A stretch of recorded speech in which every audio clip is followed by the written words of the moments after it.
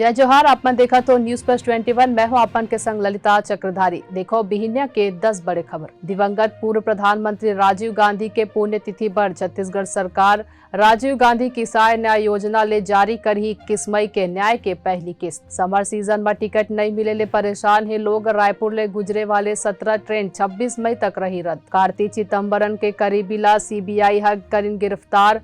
Visa पर चीनी नागरिक ले 50 लाख के रिश्वत लेके है आरोप। ज्ञानवापी मस्जिद के सर्वे ले जुड़े 2 याचिका पर कोर्ट के आज ही फैसला। पेरिस में होत कांस फिल्म फेस्टिवल में भारत के पवेलियन के हो ही शुरुआत। महाराष्ट्र में RSS मुख्यालय के रेकी करत जैश ए मोहम्मद के आतंकी गिरफ्तार। AIMIM प्रवक्ता के WHP पुलिस ले करे शिकायत करे रहीस ज्ञानवापी पर अश्लील पोस्ट। राजीव गांधी हत्याकांड के दोषी AG पेरा रिविलन मामला में सुप्रीम कोर्ट आज सुनाई फैसला। हनुमान चालीसा विवाद पर आज मुंबई कोर्ट में पेश हुई नवनीत राणा। IPL में कोलकाता और लखनऊ के बीच शाम 7:30 बजे ले हो ही मुकाबला। ऐसी जानकारी ले लगातार अपडेट रहे पर दिखत रहो न्यूज प्लस 21 आप मन के हक के बाद।